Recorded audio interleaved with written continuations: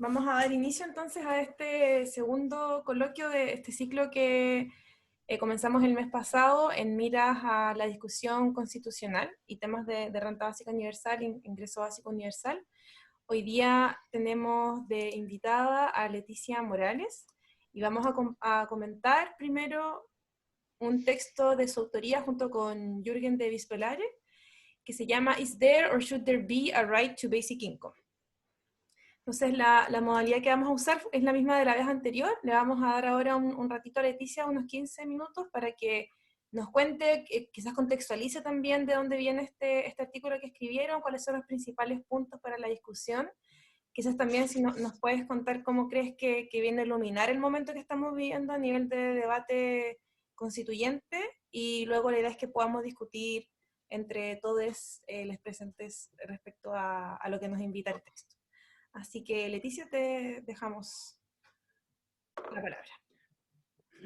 Muchas gracias, Gabriela, y bueno, y saludo a todas y todos por estar presentes para esta actividad que bueno, que se da que lo sugerí, digamos, de alguna manera el paper, no necesariamente para torturarles, pero había algo respecto del coloquio anterior que había surgido en la conversación sobre la cuestión de si o cuáles serían las ventajas o cuáles serían las consecuencias o implicancias de considerar a la renta básica o al ingreso básico universal como un derecho. Y dado que estaba ya este trabajo publicado con Jürgen de Wispelare sobre el tema, bueno, surgió la inquietud de que lo leyéramos en conjunto y yo voy a hacer una presentación entonces bien breve, más que todo para señalar cuáles son las principales líneas y puntos sobre esto que sería si existe o debería existir un derecho al ingreso básico universal. Esta es la cuestión, y luego al final entonces voy a mencionar cómo se vincula esta discusión, este debate, con el contexto actual chileno.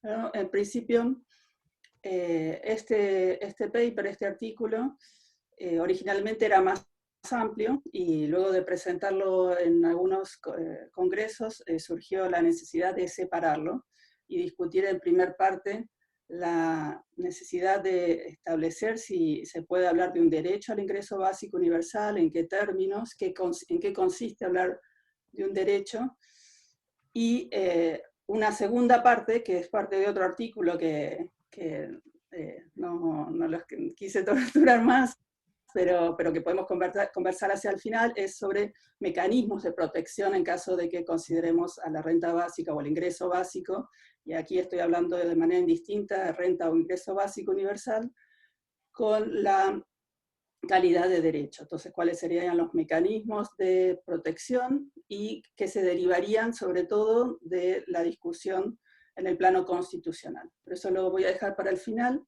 Y ahora lo que voy a hacer es hablar de los 3 puntos principales de los que se ocupa el paper, que está en primer lugar sobre la idea del ingreso básico universal y los derechos jurídicos, y cuál sería la importancia de otorgarle o asignarle el estatus de derecho.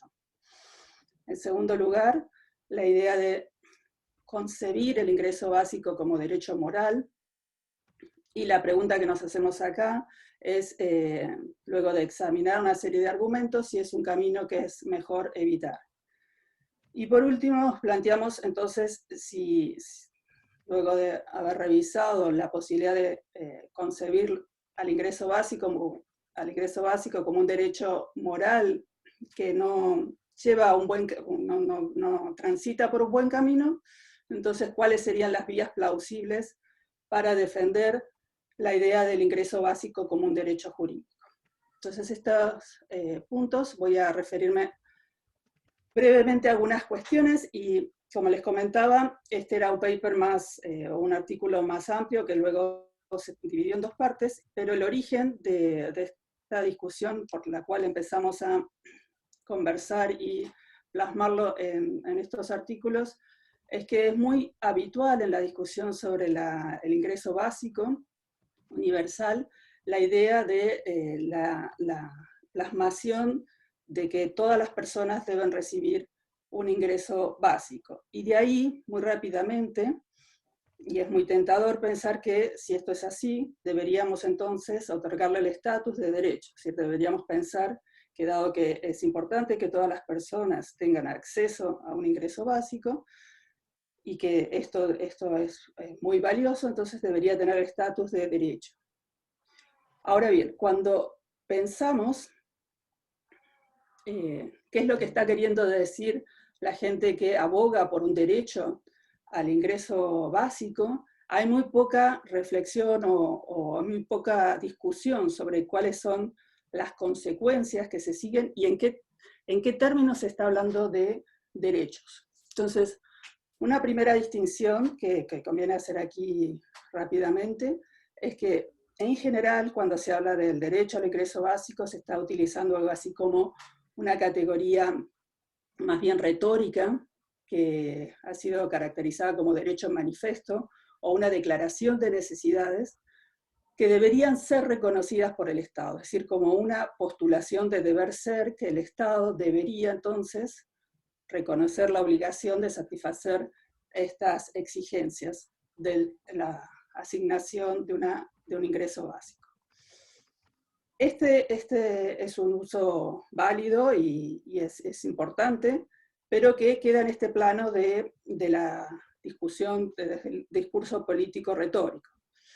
Lo que nos interesa a nosotros es examinar, en cambio, una segunda manera de concebir el ingreso básico como derecho, que es la idea del derecho jurídico, es decir, la noción de derecho establecido en el sistema jurídico que pueda ser correlacionado con alguna obligación, que sea de alguna manera el establecimiento de una obligación por parte del Estado o privado, pero en este caso generalmente es por parte del Estado.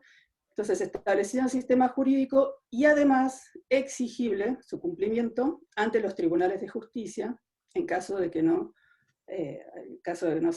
no se cumpla con la satisfacción de la exigencia.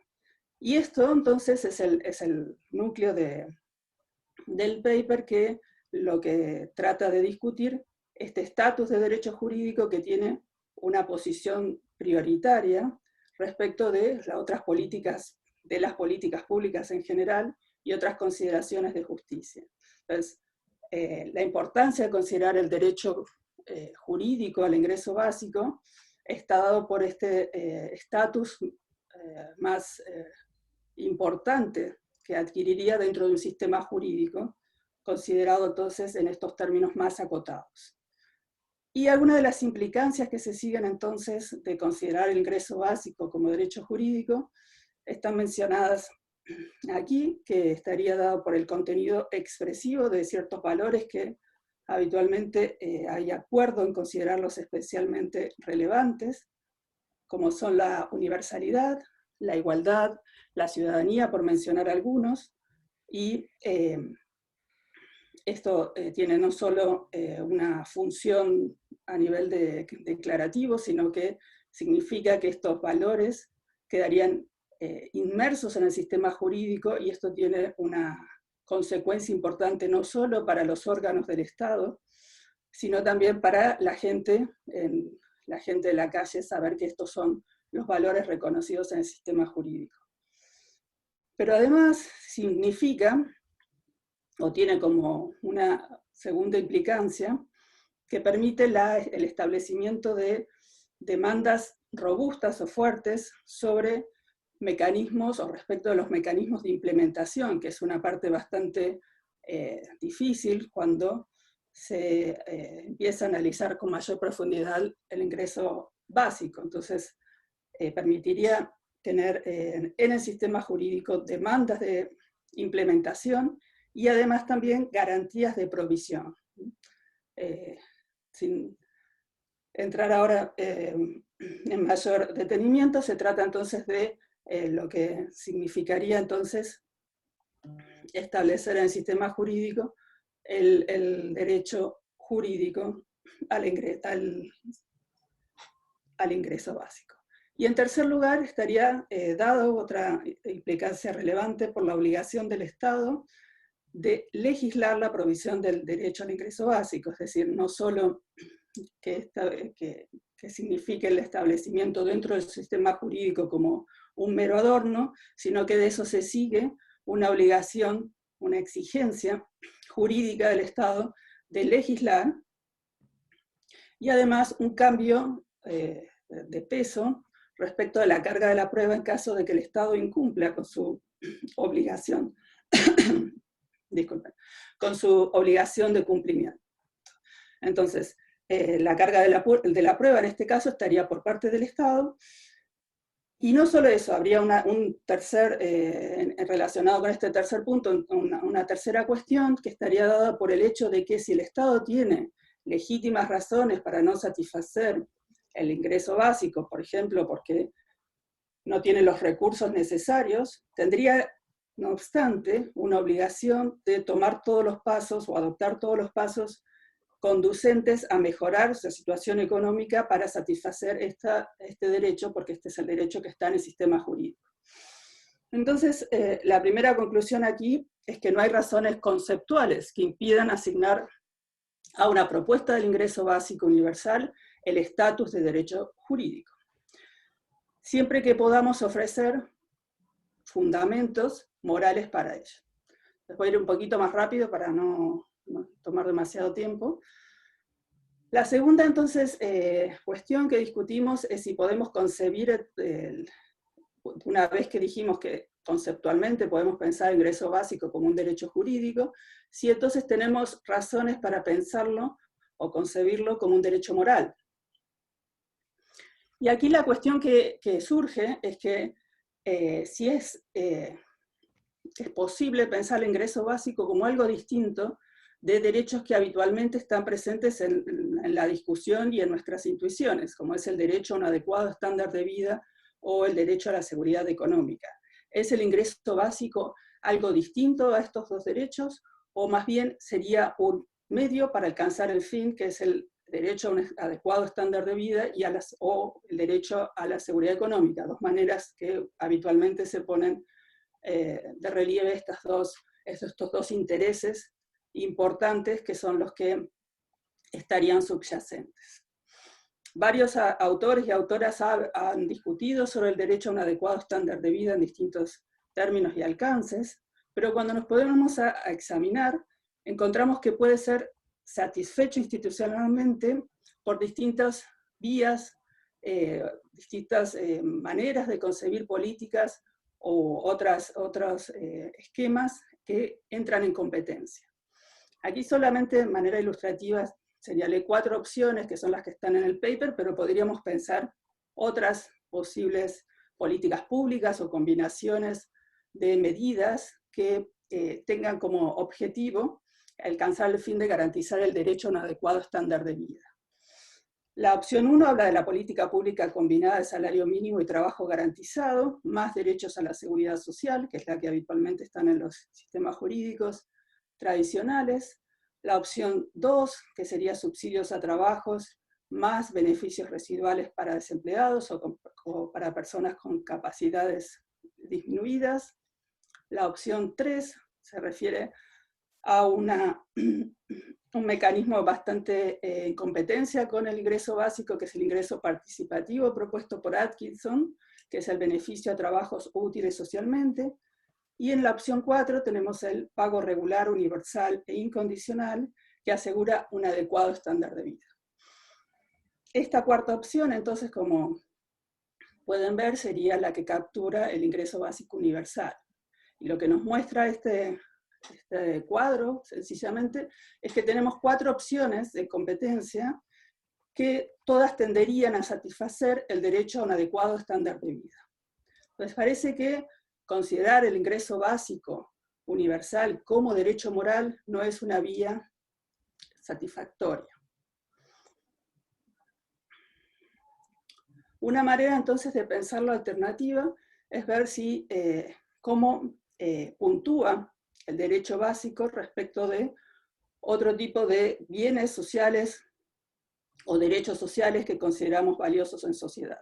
Y en este sentido hacemos un examen sobre dos posibilidades de entender esta aproximación. Una es haciendo una comparación de a pares, como que también puntúa el ingreso básico con algún derecho social en particular o algún valor en particular como la igualdad de género, o podría ser como puntúa con otras políticas que traten de garantizar una mejor calidad de la salud, etc. Y ese parece ser un camino infructuoso para defender el derecho al ingreso básico, y en cambio creemos que el camino para justificar el ingreso básico como derecho jurídico sería un análisis comparativo, que es contingente, y también brinda razones instrumentales, pero que permitiría justificar el ingreso básico como derecho en los términos de que consideremos las políticas en términos de su impacto sobre los derechos u objetivos sociales considerados de manera conjunta. Es decir, cómo el ingreso básico, entonces, conjuntamente mejora o genera más resultados más beneficiosos respecto de un conjunto de valores o derechos sociales, salud, educación, vivienda, etc. Bien, entonces, una última parte para cerrar la presentación, que no está en este paper, pero como les decía, se vincula con el otro paper que no es necesario que lo lean, pero les comento muy brevemente, que es sobre la cuestión de la estabilidad del ingreso básico, y que rescato aquí solamente para señalarles que el hecho de que acordemos que habría razones instrumentales para atribuir el estatus de derecho jurídico al ingreso básico, no deberíamos confundir esa cuestión con la discusión sobre la protección institucional del derecho y la garantía para su satisfacción. Esta segunda cuestión tiene que ver con cuál es el lugar en el sistema jurídico que debemos atribuir a este derecho y cuáles son las garantías que deberíamos asignarle. Y esta discusión tiene que ver con si es suficiente establecer el derecho al ingreso básico en la legislación, o por ejemplo, y aquí viene la cuestión que he escuchado y que se está discutiendo a propósito de la nueva Constitución, si debería entonces estar el derecho al ingreso básico en la Constitución.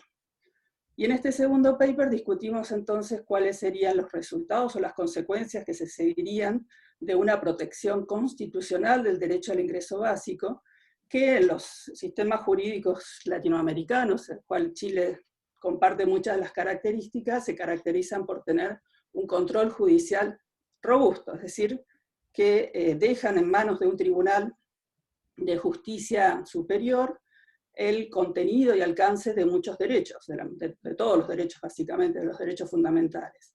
Y entonces esto puede ser, dependiendo de cómo esté configurado ese Tribunal de Justicia, tener resultados más bien negativos respecto de cuál es el contenido que se pretende proteger. Entonces, solamente llamar la atención de que la protección constitucional del derecho al ingreso básico universal es una discusión diferente que habría que dar una vez que se ha dado la primera, digamos, si tenemos razones que justifican de manera instrumental asignarle el estatus de derecho jurídico al ingreso básico universal. Y aquí me queda entonces. Voy a dejar de compartir. Buenísimo, muchas gracias Leticia, muy, muy interesante, súper claro también el resumen. No sé si hay alguien que quiera comenzar las intervenciones, algún comentario, pregunta. Voy a intentar facilitar, pero somos poquitos, así que igual puede ser más conversado.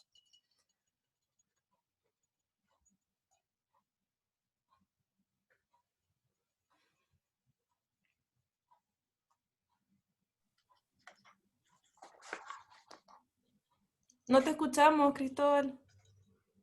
No, qué raro.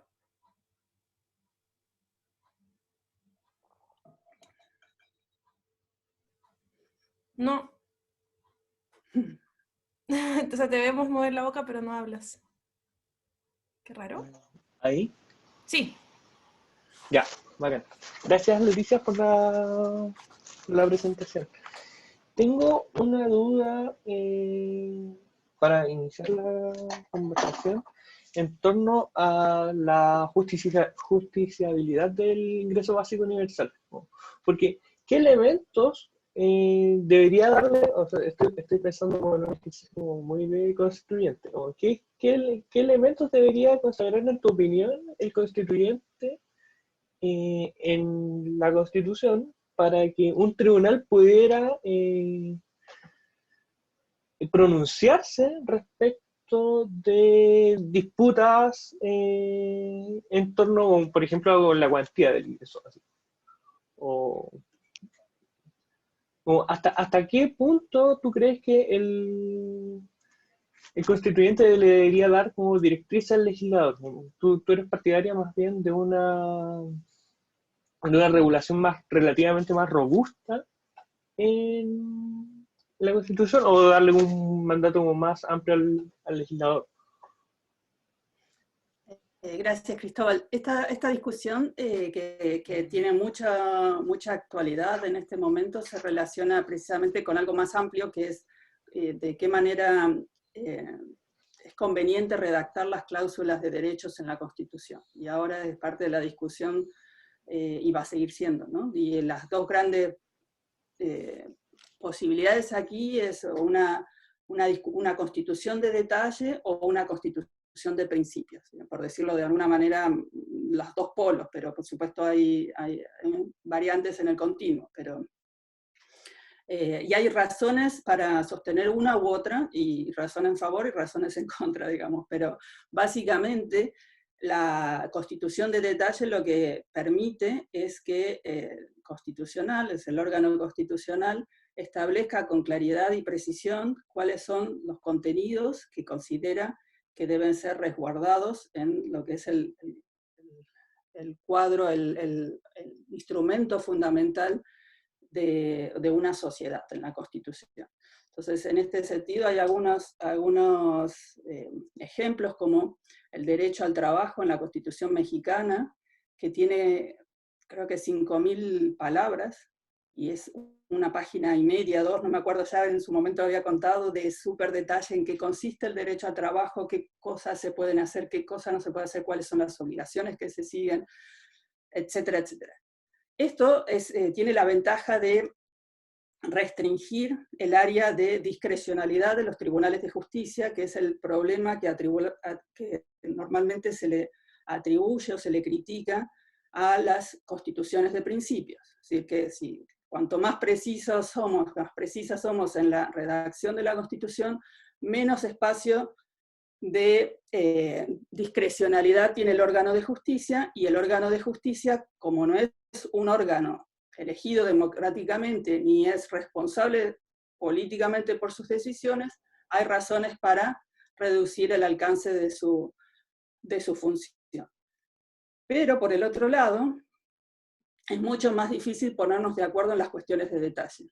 Y en el proceso constitucional lo que necesitamos es llegar a consensos que nos permitan, bueno, por un lado, nos permitan continuar con la discusión y lograr un texto constitucional dentro de cierto tiempo, si no estaríamos discutiendo sobre las cuestiones de detalle infinitamente. Entonces, las constituciones de principio permiten acordar, llegar a un consenso en cuestiones precisamente que todos y todas consideramos que son valiosas en términos de principios, y dejar luego las cuestiones de detalle para que el órgano legislativo las desarrolle en la legislación.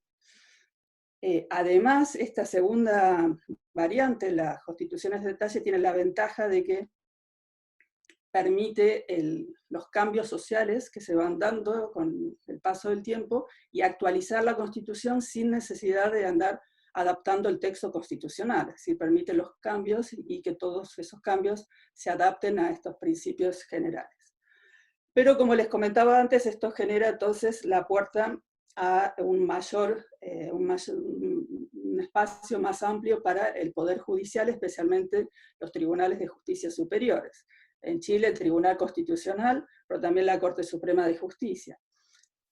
El tema es que cuando tenemos órganos más bien, órganos judiciales más bien reticentes a satisfacer con mayor extensión los derechos, lo que nos encontramos es derechos más acotados de acuerdo a alguna teoría de la justicia que tienen los jueces, las juezas, en un momento particular. Entonces lo que nos encontraríamos es que el contenido de un derecho al ingreso básico se reduciría si es que, por ejemplo, el órgano de justicia tiene una visión más bien conservadora sobre el papel del Estado en la satisfacción de las necesidades, por ejemplo, las necesidades de la seguridad económica.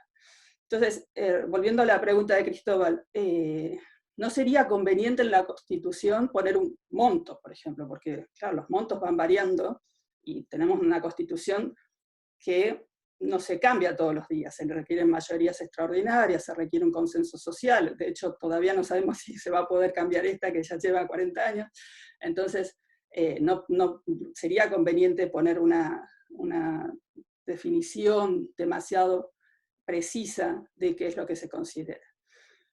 Sí creo que sería conveniente hacer alguna referencia al ingreso básico universal. Es difícil porque el consenso social todavía no está tan amplio, me parece, pero hay que ir por ahí, hay que ir. De hecho, la discusión que hay en varios sectores es tratar de avanzar la posibilidad de que haya una mención del ingreso básico. Luego habrá que pelear en otro espacio, que será el de la regulación legislativa, cómo se va a implementar este derecho, si es que entonces lo ponemos en la Constitución, o bien, de vuelta, yo estaría más bien por no señalar como derecho constitucional, pero sí hacer una referencia al valor o a la importancia de asegurar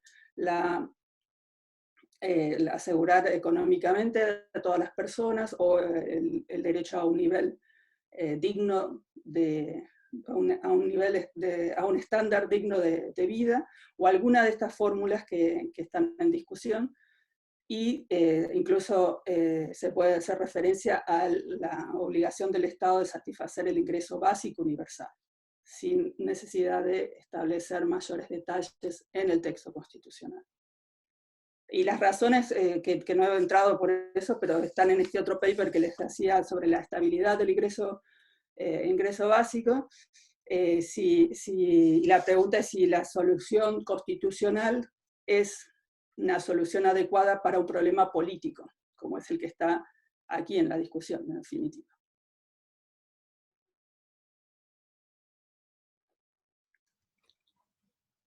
Gracias, Leticia. No sé si hay más comentarios o preguntas. Yo tengo una pregunta, pero no sé si alguien más quiere seguir en esta línea, porque la mía se va por otro camino. Yo también tengo una pregunta, pero también creo que se va por otro camino, así que si quieres.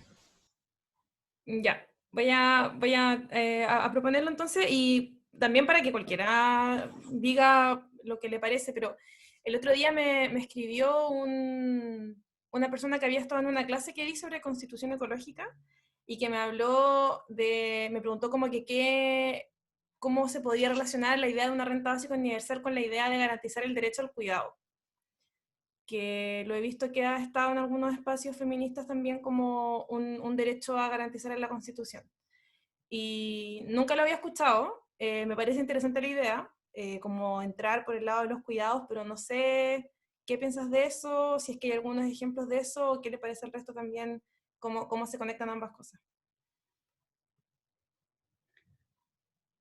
Yo también desde de la experiencia personal, digamos, formo parte de un grupo de constitucionalistas, mujeres que están trabajando en una propuesta de discusión sobre un posible texto constitucional, pero no cerrado, sino como cuestiones que consideramos que deberían ponerse en la discusión para abrir más posibilidades y que no quede todo en una línea absorbida mayoritariamente.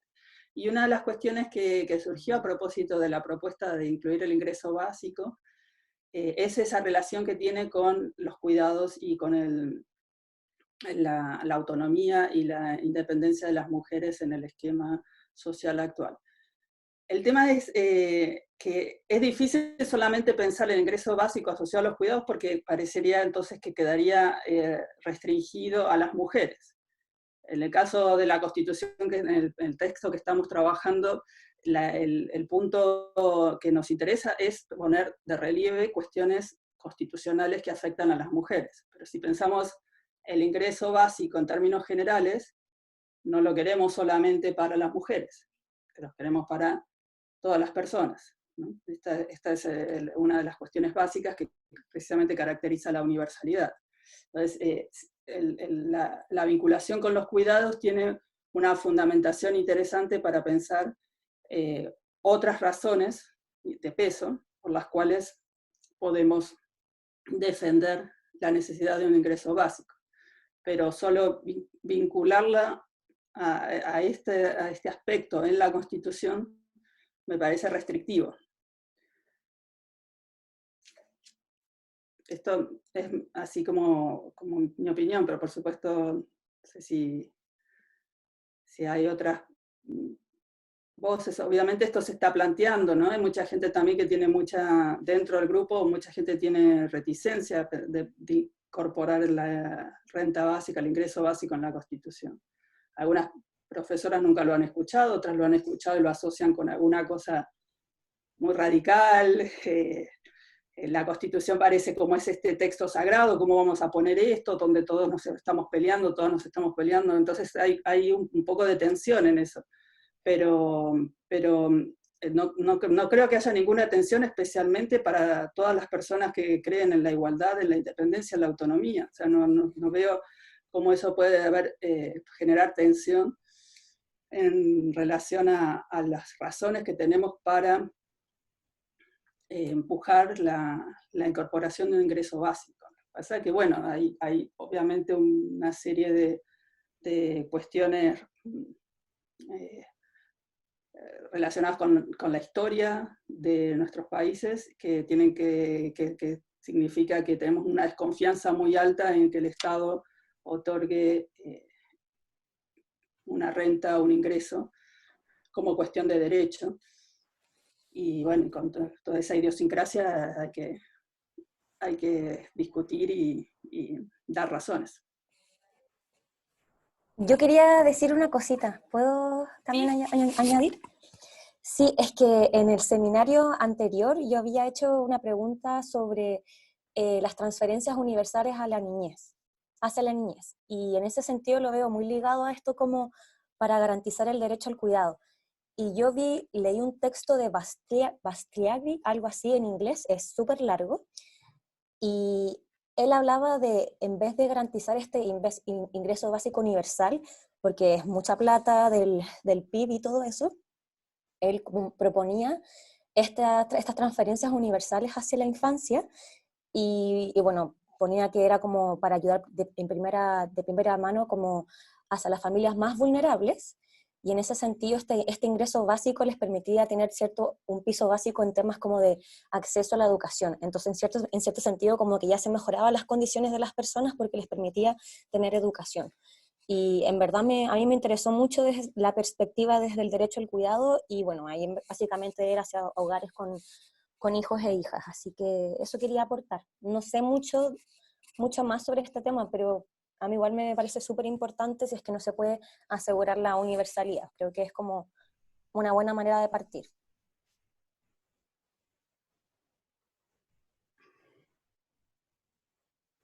Sí, yo solamente para seguir la conversación, diría que como de máxima la aspiración es un ingreso básico universal. Luego, claro, cuando no se puede, porque no se llegan los consensos, porque la cuestión económica, si bien es la primera que se pone, la veo con más desconfianza, porque generalmente se larga así, ¿no? Y la gente se asusta y dice, no, claro, esto es muy caro, pero hay que ver los números, hay que ver los modelos, cuál es la propuesta, hay distintas propuestas, pero bueno, es cierto que hay dificultades para aceptar la idea, y esto ha ido variando en los últimos años, pero todavía se ve con bastante desconfianza.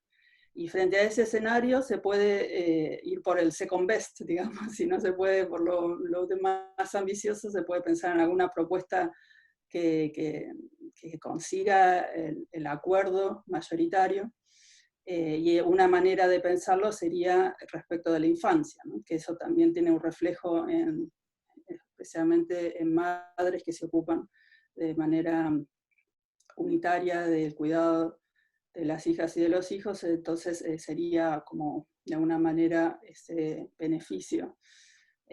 Pero bueno, obviamente tiene las limitaciones de que es condicionado a un grupo de personas y deja fuera a todo otro grupo de personas que no están en las tareas de cuidado necesariamente y que también podrían estar en situación de vulnerabilidad. Daniela, ¿quieres Sí, hablar? estaba pensando, claro, la profesora Alejandra Zúñiga, ella tiene una propuesta que incluso va un poco más allá, porque la universalidad del ingreso básico siempre, por lo que yo leí, era pensado en los adultos, ¿no es cierto? Pero ella, la propuesta de ella es incluso extenderlo hacia los niños, no solo enfocarlo a los niños, sino que hacia los niños además. Entonces, para ella eso tiene el efecto de generar los beneficios para quienes tienen los cuidados de los niños. Entonces, su propuesta es incluso más amplia. Claro, eso choca, por supuesto, con lo que decía recién Leticia, que es lo obvio que, bueno, de dónde se sacan los recursos para un ingreso que sea universal, incluso incluyendo a los niños. Eso quería decir. Sí, no, Daniela, es cierto. Yo a Alejandra la conozco y trabajo con ella, tengo mucho aprecio, pero esa no es una idea de Alejandra, digamos. En general, No, claro. la propuesta del ingreso básico es desde el nacimiento. Las restricciones están dadas por la ciudadanía, digamos, por las personas nacidas en el territorio y se extiende normalmente, depende por supuesto de las propuestas, pero hay bastante acuerdo que se extiende a los residentes, las residentes permanentes. Pero en las concepciones más de FAMPAREX, digamos, en adelante, conciben el ingreso básico desde el nacimiento hasta la muerte. Y bueno, y Alejandra es quien ha trabajado la idea del ingreso básico en Chile de manera bastante pronto, bastante temprana, y ha sido también una vocera, porque de hecho ella también está en la discusión constitucional, peleando ahí para convencer a la gente que es importante que haya esta referencia en la Constitución. Lo cual es muy meritorio porque en el estado actual esto generalmente, como les decía, produce cierto rechazo de mucha gente más tradicional. No sé si, Daniela, si quieres comentar algo más o si no escuchamos a Jonathan. Ya, gracias. Yo quería preguntar algo que tenía que ver con el artículo mismo. Bueno, ella parecía que uno de los argumentos del IBU era que en su conjunto, o sea, el IBU era mejor que incluso un conjunto de una serie de derechos, aunque no por separado, pero sí como un todo. Entonces, ese argumento a mí me parece que podría ser eventualmente ocupado por los hacedores de política pública como un argumento para reemplazar el IBU o instaurar el IBU, pero a la vez eliminar una serie de derechos que, bueno, en Chile no han sido precisamente instaurados, pero en otros países sí, sobre todo en Europa, y podrían eliminar todo ese conjunto de derechos, tanto de salud como de educación, pensiones, otros, y reemplazarlos por este IBU, que si bien podría cubrir una gran parte, si se analiza por separado, también estos derechos son muy superiores por sí solos. Entonces, ahí yo creo que quizás habría que tener cuidado con esa utilización como del IBU como reemplazo de muchos derechos sociales. Sí, no, te agradezco porque me permite hacer una aclaración sobre lo que decimos en el paper, que es más bien en términos comparativos de qué manera el ingreso básico contribuye conjuntamente a mejorar estos valores o intereses que se conforman o generalmente están plasmados como derechos sociales, como una manera de ver cómo comparativamente el ingreso básico mejora las condiciones de salud o mejora la educación, por ejemplo, la participación política, que es una cuestión que yo he trabajado sobre el ingreso básico desde el punto de vista de la participación democrática y no tanto con el foco en la libertad, que es la línea tradicional que se ha discutido. Pero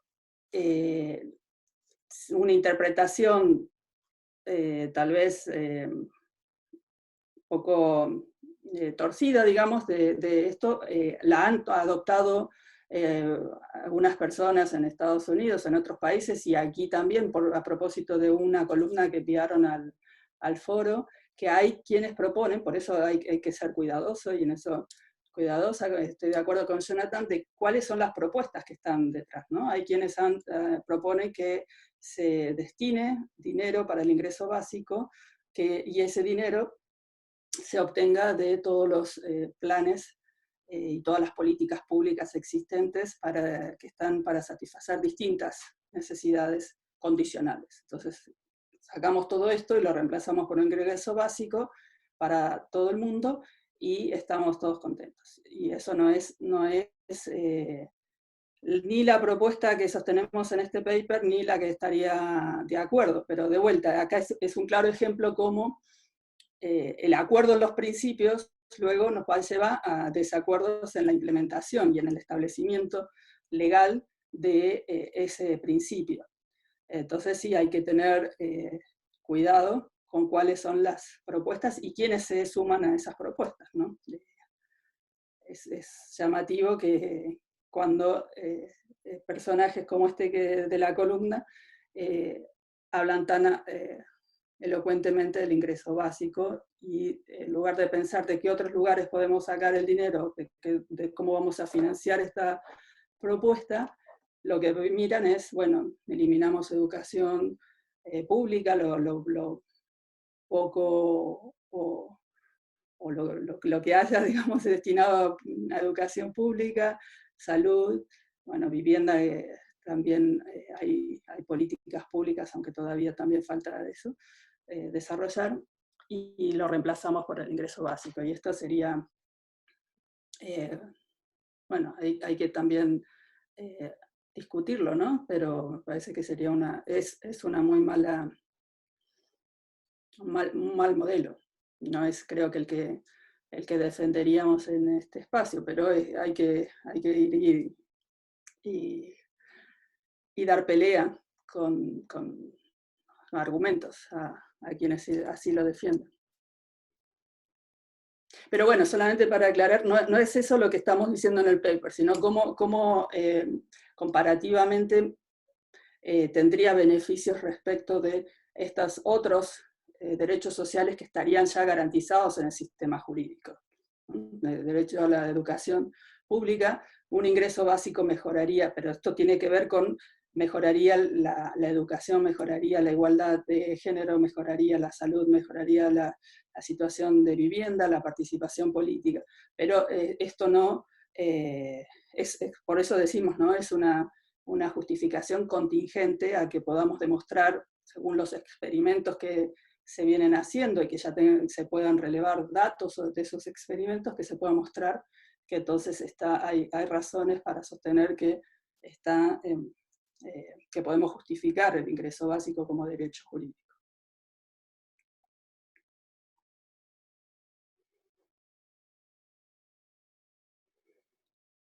No sé si clarifique ese punto, Jonathan. Sí, en verdad yo también, claro, había entendido lo que tú mencionas, pero pensando también en de qué manera podrían usarse como este argumento en personas que están proponiendo ingresos mínimos, pero cortando todos los demás derechos. No, sí, tal cual, y ahí es donde se suman gente que es sospechosa, digamos, cuando tienen un interés, un entusiasmo alto por el ingreso básico y donde empiezan a decir cómo se implementaría, cómo se haría posible, bueno, saltan todas las alarmas porque, claro, no es la idea eliminar todos los derechos sociales, ¿no? Precisamente son derechos sociales, no estarán todos ellos en la Constitución de 1980, pero parte de la discusión constitucional va a ser que estén recogidos en la Constitución nueva, de darse ese paso, y entonces no parece razonable pensar que el ingreso básico va a reemplazar los derechos sociales. Por eso, en el paper, el derecho al ingreso mínimo, como lo dice una de las autoras Fabre que se mencionan, es uno de los derechos sociales, junto con el derecho a la educación, el derecho a la salud, el derecho a la vivienda, es uno de estos derechos fundamentales que deben ser garantizados, pero no reemplaza a estos otros derechos, y por ese lado hay que dar batalla, como decía, hay que dar pelea en la argumentación en contra de posiciones radicales de derecha, digamos, derecha económica, neoliberal. Sí, ahí... no sé si Gaby quieres decir algo, ¿tú? Sí, quería decir algo, porque en esa línea, hablando de posiciones radicales de derecha, el otro día tuvimos una conversación interesante que nos zanjamos, que tenía que ver con las personas extranjeras que tenían residencia o no. Ahí había todo un debate también sobre solo con nacionales, tú recién lo mencionaste, además decías como nacionales, y ahí están los temas de ciudadanía inclusiva, regularización. ¿Cómo lo miran ustedes, pensando también que estos instrumentos tienen que ser de algún modo capaces de trascender las oleadas del momento? Te fijas, en contextos como restrictivos migratorios, uno tendería a pensar que hay una restricción también de beneficios, pero no necesariamente de derechos, y entonces ahí hay una tensión que se ha ilustrado a propósito de las edades, a propósito de a quién se le entrega en el fondo, o las condicionantes asociadas, sobre todo si nosotros debatimos acá la idea de una renta básica universal y no condicionada al estatus de ciudadanía regularizada. Lo quiero plantear como la controversia. ¿Cómo lo han pensado ustedes o cómo lo has pensado tú? Sí, no, es una de las cuestiones que mayor discusión, sobre todo con los problemas y las necesidades de garantizar necesidades de la inmigración, de las personas migrantes. Parte de la discusión que les comentaba antes sobre esta propuesta de una constitución con género estaba sobre cómo elegir las palabras, ¿no? Y el término, la garantía de un ingreso básico a todas las personas, es demasiado amplio, porque entonces ahí incluye el colectivo de personas que están de paso, ¿no? Desde las personas que están de paso a las personas migrantes ilegales, y bueno, y esta también es una categoría controvertida, pero ¿dónde se pone un límite que esté justificado? Es una de las cuestiones a discutir, y por supuesto la respuesta va a arrojar distintos modelos y distintas necesidades de recursos. En un primer, digamos, mi posición es que tendría que estar asignado a las personas nacionales y residentes permanentes. Los residentes permanentes aportan con los impuestos a la economía, y entonces no encuentro una justificación de excluirlas de un beneficio, dado que va a haber una retribución. Y esa sería también una razón, tal vez, para considerar que no abarcaría a quienes no se encuentran en esta segunda categoría.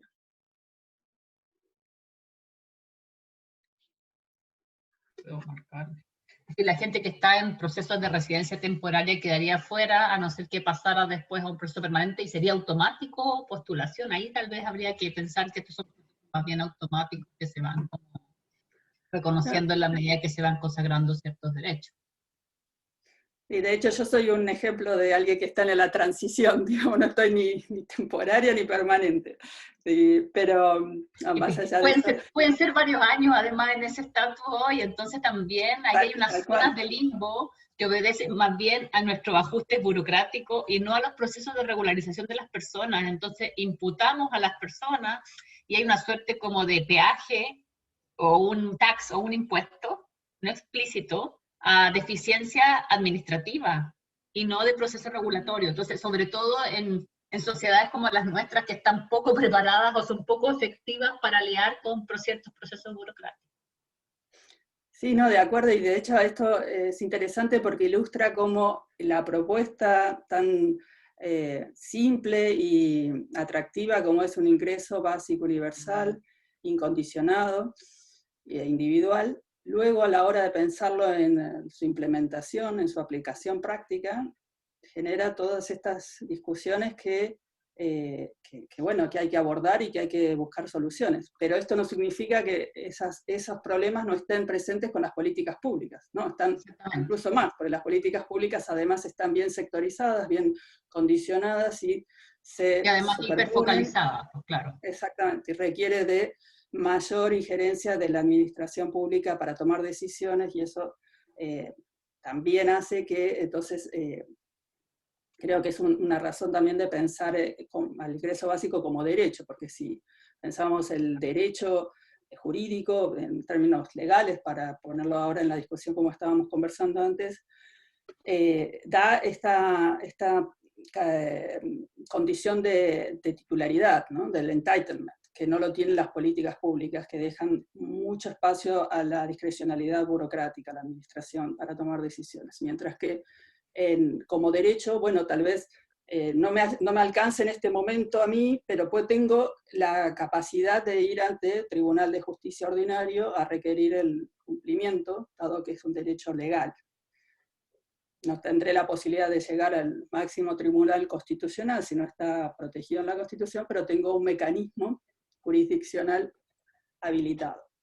Entonces, todas estas son cuestiones que, claro, luego en el momento de la implementación surgen y son muy importantes, pero son inescapables, porque de todas maneras las grietas están y hay gente que cae en las grietas, ¿no? Y entonces, ¿de qué manera reducimos la posibilidad de que más cantidad de gente caiga en estas grietas que no tienen acceso? Como el ejemplo que mencionamos en el artículo de las personas que no tienen vivienda, ¿no? Los homeless, las homeless. Claro, si no tienen una vivienda, no tienen una cuenta bancaria, ¿de qué manera se puede garantizar y hacer efectivo el derecho al ingreso básico? Entonces aquí donde la garantía tiene un papel fundamental, en el caso de que no se acceda de manera directa, bueno, está la posibilidad de recurrir a un órgano jurisdiccional que ordene la satisfacción de este derecho. Gracias.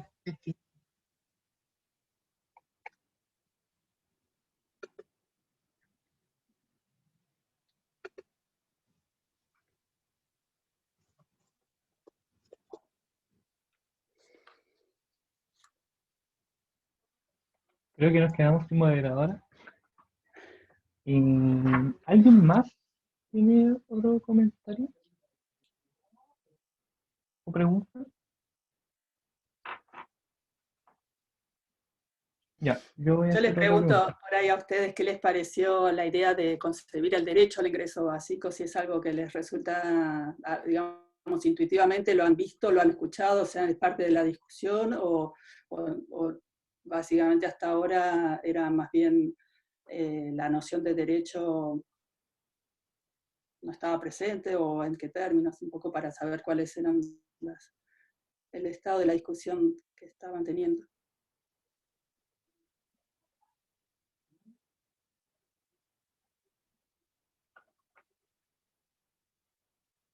O sea, como grupo no habíamos conversado en torno a pensar al ingreso básico como un derecho individual propiamente tal. Quizá, o sea, en algunas reuniones había salido el tema, cómo tratar de pensarlo como en el proceso constituyente. Porque creo que yo y otras personas han estado como pensando en esta cuestión como si establecerlo como un derecho, como una institución propiamente tal, como, no sé, por ejemplo, yo estaba pensando como, o sea, cómo uno lo podría llegar a regular en la Constitución, como por ejemplo como se hace en otras constituciones, por ejemplo, como en la universidad, dejar la universidad como una garantía, establecer como más bien como una garantía institucional antes que un derecho subjetivo propiamente tal justiciable. Eh, pero creo que no ha servido la sesión de hoy para seguir profundizando en torno a este tema. No sé qué opinan los demás. Sí, yo solo quería agregar que esto es algo que está súper en conversación para las personas que quizás no han estado en las recientes asambleas. Estamos armando como una carta tipo manifiesto para incluir una renta básica universal en el debate constituyente, que está hecho en términos así súper amplios, como no tiene una fórmula, no tiene una figura precisa de cómo queremos que esto suceda, pero que queremos que esté presente en ese espacio de alguna forma. Y pronto, bueno, vamos a tener una reunión este viernes para eso, y pronto queremos comenzar una campaña que en el fondo vaya generando este tipo de conversaciones, porque creo que todos estos detalles como de las distintas formas de hacer interfaz entre lo legal y el nivel de la política en su implementación, son cosas que tenemos que conversar. No sé, pues, o sea, lo de hoy día sirve mucho y creo que hay que tener varias conversas para ver qué opciones se nos abren. Entonces, estamos súper incipientes en eso, pero con hartas ganas de seguir conversándolo para que sea una discusión de buena calidad la que tengamos en la convención.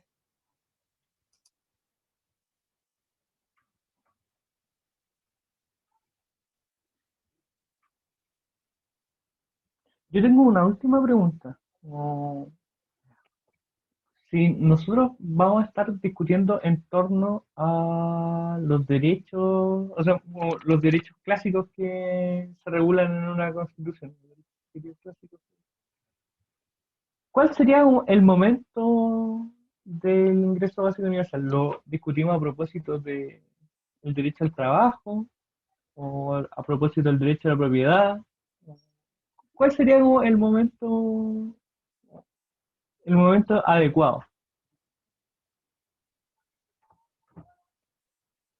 Mi impresión en cuanto a la temática está asociada con la seguridad social y la garantía del ingreso mínimo o del adecuado estándar de vida, que no es un derecho que tradicionalmente ha estado en la Constitución latinoamericana, pero sí hay constituciones que establecen el derecho a un ingreso mínimo, que no es equivalente al ingreso básico universal, pero sino precisamente es el derecho a una seguridad económica, un derecho al ingreso mínimo que no esté vinculado necesariamente con el trabajo. Entonces, más bien tienes, creo que una autonomía respecto al derecho a la propiedad, en lo que es la temática, ¿no? De cómo se van a ir discutiendo las distintas cuestiones que deben estar en la Constitución. Tiene relación con la seguridad social, pero no, generalmente la seguridad social ha estado más vinculada con el trabajo, el derecho al trabajo. Entonces ahí está un poco como, yo creo que tiene, por eso parece que se ve con más claridad como un medio para alcanzar un fin. El fin es el derecho que queremos garantizar, que es el adecuado estándar de vida, o la seguridad económica de todas las personas, o de las personas ciudadanas y residentes permanentes, pero tiene cierta autonomía en cuanto al derecho que pretende satisfacer o garantizar, o hacer posible. Entonces debería, al menos creo que se podría, en el orden, digamos, generalmente va a venir por ese lado, por el lado de la seguridad social, pero puede tener su propio espacio, no necesariamente tiene que estar vinculado a otros derechos. Pero eso está también todo para discutirse, o sea que no hay nada cerrado, y eso es lo interesante de este proceso, ¿no?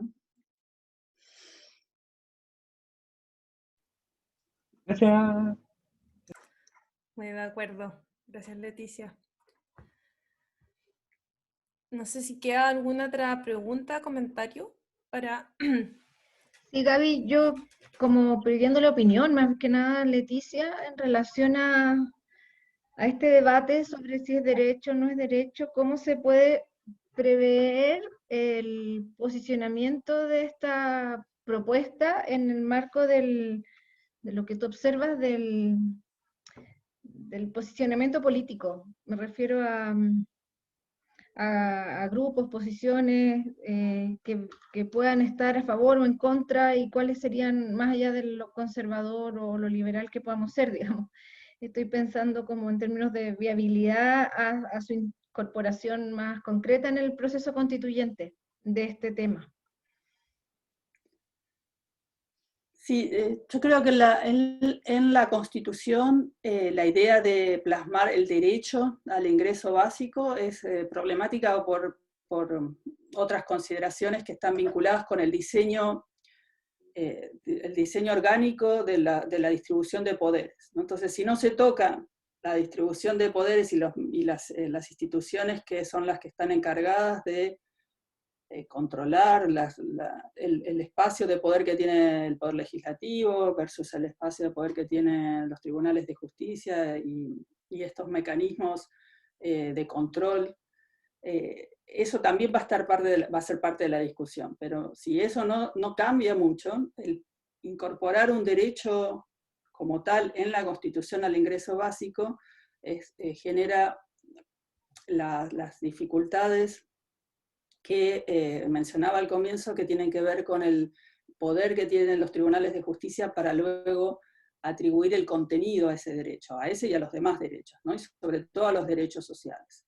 Y se escapa, por el mismo mecanismo institucional del Estado, se escapa a la voluntad del legislador que en ese momento impuso la propuesta en la Constitución, ¿no? Que digamos que por hipótesis tenemos acuerdo en una renta básica suficiente, pero luego va a ser el Tribunal de Justicia el que determine cuál va a ser el alcance, el contenido de ese derecho, y lo puede restringir, puede que no, pero lo puede restringir, y entonces tenemos que tener presente que ese mecanismo está en el sistema jurídico, y en parte hay una expresión muy bonita que usa Gargarella, que lo mencionábamos en el coloquio anterior, que ha trabajado sobre la distribución de poder institucional, que es la sala de máquinas, ¿no? Versus los derechos que otorgan generosamente la garantía de los intereses de las personas, de los individuos,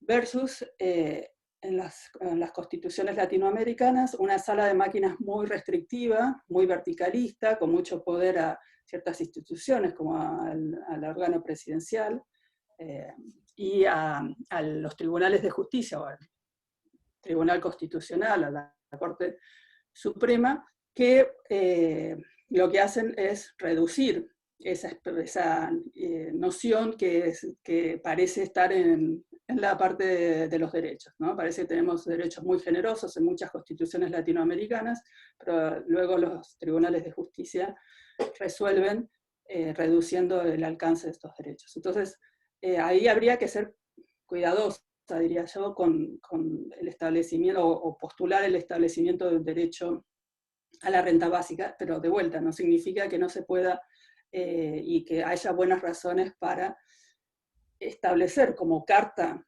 fundamental de la sociedad en la Constitución la referencia al ingreso, a la garantía del ingreso básico universal, en términos más bien genéricos, ¿no? Y luego, como decíamos antes, luego se dará la pelea en cómo se establece en la legislación y cuáles son las obligaciones que se siguen, de cómo se hace para que se satisfagan esas obligaciones. Pero en cómo avanzar esa discusión, bueno, hay muchos fundamentos, ¿no? De fundamentos que mencionábamos antes, de libertad, de autonomía, de participación política, de igualdad de género, no sé, podemos hacer referencia a distintas, esos digamos son los valores principales que se han discutido, que se ponen de relieve, y creo que son bien importantes. Y ahora ya se han desarrollado varios experimentos que no tienen tantos años, pero ya llevan algunos años, que también pueden servir como para mostrar que ha tenido un impacto, un efecto positivo.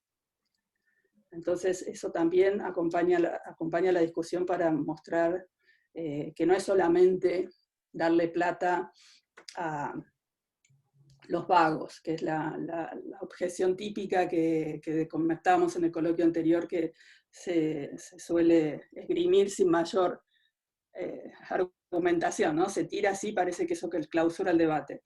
Bueno, no hay una evidencia que muestre eso, aunque no significa que el sentir común no tenga un peso, pero hay que también mostrar que hay otros efectos que sí se pueden demostrar por lo que se llaman experimentos, ¿no? Pero que son propuestas hechas realidad de ingreso básico en algunas ciudades, y que están teniendo resultados que se pueden examinar, evaluar y considerar. Entonces hay que, por los dos lados, hay que avanzar, ¿no? Con razones de los intereses que se satisfacen, y también con evidencia empírica sobre cómo se muestra que esto ha tenido un efecto positivo en la sociedad o en el espacio de la comunidad que se ha implementado. Y sobre eso hay mucha bibliografía, digamos, y creo que también ustedes están con todo lo que está saliendo continuamente leyendo, y están súper al tanto de las discusiones que se están dando. Un caso bien interesante es el de Brasil, el de Maricá, como para seguirlo de cerca y ver los progresos que se están haciendo ahí en términos de los efectos positivos que ha tenido este esquema, y especialmente a propósito del COVID, cómo se levantó ese piso que ya estaba establecido, y eso es lo que es bien interesante. Ya estaba establecido muy bajo, pero había, es decir, que ya abarcaba de manera universal, digamos, porque es una población igual pequeña en términos comparativos con el país,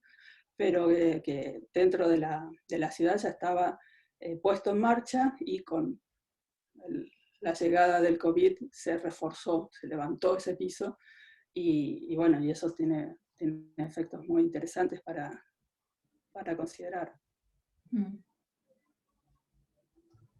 Bueno, en octubre vamos a tener un evento de la red latinoamericana sobre el caso de Maricá. Ahí también paso el dato para que lo sigan. Qué bueno.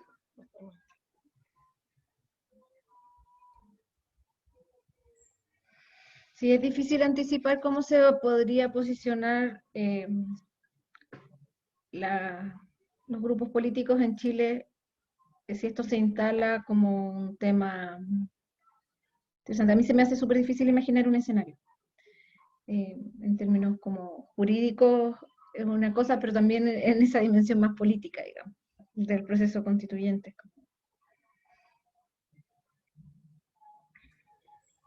Sí, me da la misma impresión. Como que está muy incipiente todavía. No, Sí. Pero bueno, vamos a tener que echarle más leñita a ese fuego nomás. Sí, claro. Sí. Igual el hecho que esté en la discusión y que más gente lo escuche, empiece a ver cuáles son los efectos, cuáles son las razones, es una política o un esquema que hasta hace no mucho no era ni siquiera considerado como de las cosas más ridículas, ¿no? O sea, bien considerado de manera negativa. Entonces el hecho de que ya haya espacios de discusión, que la gente se interese, que ya sepa de qué se habla, es como el veganismo, básicamente. O sea, en su momento era una cosa muy radical, y ahora todo el mundo sabe de qué se trata. Pero bueno, es una manera de democratizar esta discusión y que se tenga conocimiento, y bueno, tal vez no sé, la discusión en la Constitución está toda por darse, obviamente no va a haber terribles sorpresas, pero sí está para todo el mundo, para tratar de avanzar las cuestiones que se consideran más valiosas y, bueno, buscar consensos. Buenísimo. Daniela, ¿quieres agregar algo? Recordé, por lo que comentaban, que el otro día escuchaba en un seminario de Derecho Laboral y ahí se tocó este tema que no pensé oírlo, pero claro, ahí el profesor decía, lo que antes hubiera sido para afiebrados, el pensar en un ingreso básico universal, ahora ya es una idea que se torna cada día más plausible, básicamente ellos lo miraban desde el punto de vista de las dificultades del mercado laboral y de todos los desafíos que se producen, no sé, la robotización, la mecanización, y todo ese tipo de dificultades. Entonces me llamó la atención y me quedó la palabra, que era antes solo de afiebrados, dijo, y hoy día en realidad es algo que se parece que fuera mucho más, hay más posibilidades de verlo como algo alcanzable o plausible.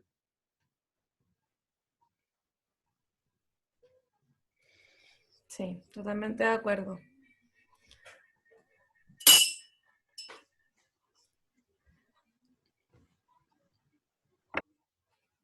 Bien, si estamos entonces ya con los comentarios y discusiones, podemos ir cerrando quizá. Ya estamos más o menos en la hora que nos habíamos propuesto. Ya voy a detener entonces el